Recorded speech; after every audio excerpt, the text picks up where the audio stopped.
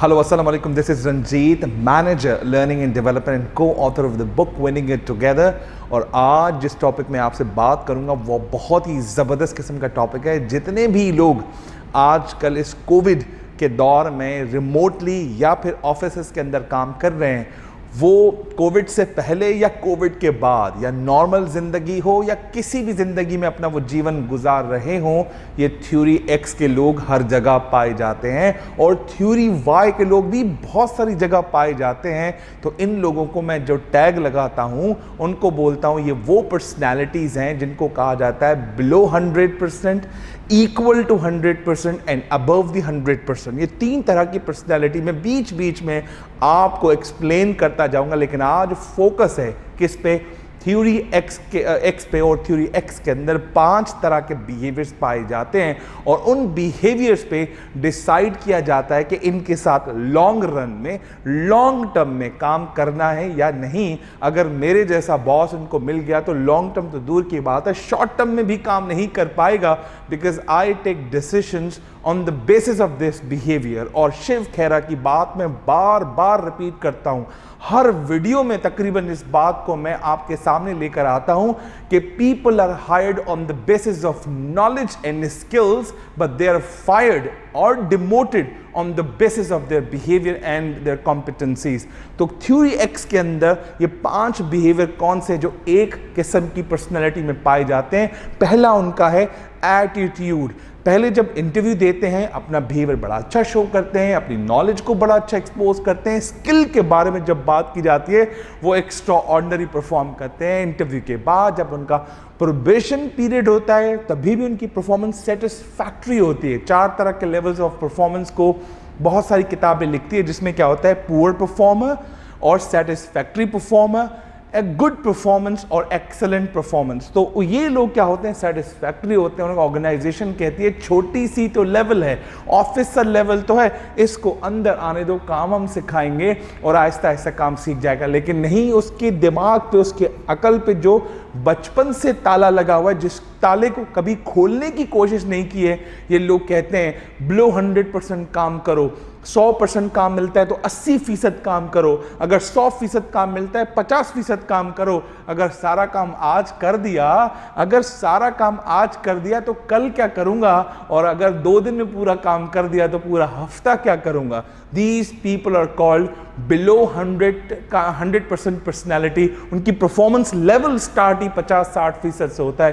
ये बहुत ही बोरिंग किस्म के लोग होते हैं, काम को एंजॉय नहीं करते, काम में हमेशा कीड़ा निकालते रहते हैं और हमेशा कंप्लेन करते रहते हैं कि मेरा बॉस जो काम रोक रहा है, मेरा बॉस मेरा काम आगे बढ़ नहीं दे रहा, मेरे कोलीग्स इस तरह के हैं। वो हमेशा काम को टालने की कोशिश करता है। एक डॉक्यूमेंट उसके पास ले जाओ, वो डॉक्यूमेंट बना के अपने पास रख लेगा, काम शुरू करूंगा, मैं देखूंगा, अब तुम रख के जाओ, बाद में देखा जाएगा। और लोग जब क्या होता है वीकेंड करीब आता है और अगर तुमने फ्राइडे को इसको काम दिया सुबह में, तो यकीन मान लो फ्राइडे को उसको टच ही नहीं करेगा।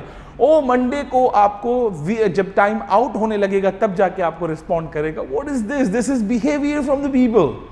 These people are called X type of personality, means they start their energy of the work from 50 or 60%. And the second behavior that I have observed in X theory people, that is direction. उनकी जिंदगी में direction नहीं होता कि अब हम कहाँ हैं, कहाँ जाना है और कैसे जाएंगे, कुछ पता नहीं होता। बॉसेस उनके साथ बैठते हैं, बड़ा फोर्स लगाते हैं, शाउट करते हैं, लड़ते हैं, चीखते हैं, चिल्लाते हैं, हार्श ईमेल्स करते हैं कि ये मुझे टास्क करके दिखाओ, और बॉसेस उससे एफर्ट्स लगवाते हैं। ये लोग खुद कभी भी एफर्ट्स नहीं लगाते। It means they have a problem with the direction. जिन लोगों का डायरेक्शन का मसला है ना सर, उसका परफॉर्मेंस इंप्रूवमेंट प्लान बनना चाहिए। A man without direction goes nowhere, a ship without direction goes nowhere, a letter और document without address goes nowhere. ऐसे लोगों से तो सर जान छुड़ानी चाहिए। Third problem in this personality is responsibility.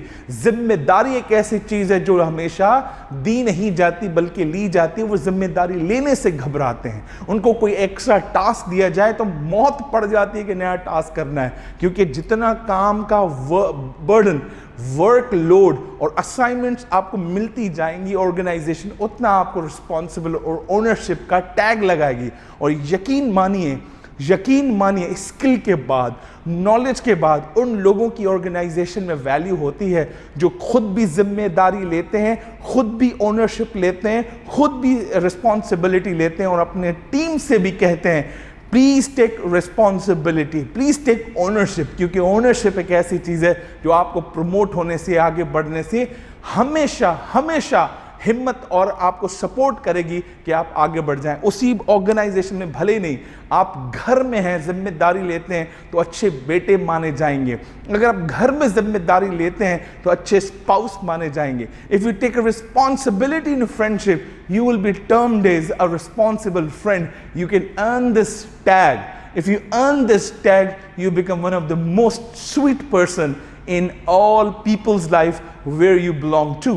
And the fourth problem, those people have a lack of motivation. एक तो उनका internal motivation डैमेज होता आता है, फिर उनका सेल्फ स्टीम खराब हो जाता है।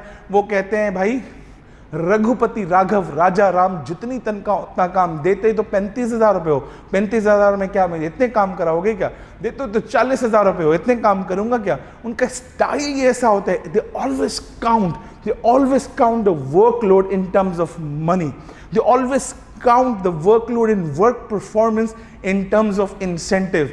When you tag the amount of money, amount of incentive with the performance, यकीन मानिए your performance will be extrinsic. When your performance and motivation is extrinsic, you will get bored and you cannot perform well. You can grow but not with the speed of that जिनके अंदर self motivation होती है. And these people are the bugs in the organization when they tag their motivation, their self esteem with the money and external resources. And the last problem with the X theory people is that is creativity. A little creativity is everywhere. छोटी जो creativity, innovative mindset है सब में होती है, लेकिन कुछ लोग दिखाते हैं, कुछ लोग छुपाते हैं। X theory के लोग कभी भी अपनी creativity नहीं दिखाते। पता है उनके दिमाग में क्या चलता है। वो कहते हैं अगर मैंने creativity दिखा दी, अगर मैंने अपनी creativity दिखा दी तो workload बढ़ जाएगा। इतनी खच्चल ख्वारी कौन करे, इतनी खच्चल ख्वारी कौन करे। Means they afraid of perform. They are afraid of performance. They're afraid of doing something better, afraid of adding strategic value into the organization, into the outcomes of the business, and they have a lot of problems. They do not come out from their comfort zone. They do not show their creativity. लेकिन जब उनको policy, उनको SOP और उनको rules and regulation से डराया जाता है, they come up with the what? They come up with a little creativity. So these are the biggest problems and issues with the X theory people, and I'm telling you, if you find these people in your organization, please prepare performance improvement plan. Please prepare the succession planning and find out and prepare 9-box matrix tool. And when you prepare the 9-box matrix tool, you will decide किसके साथ आगे जाना है और किसको इस मंजिल पे छोड़ के जाना है। उम्मीद करता हूँ ये वीडियो आपको बहुत पसंद आई होगी और बड़े अरसे के बाद आपके साथ बात करते हुए बहुत मजा आया। इस वीडियो को लाइक कीजिए, शेयर कीजिए, सब्सक्राइब करना मत भूलिएगा और अगली वीडियो होगी हमारी थ्योरी वाई पर। Thank you.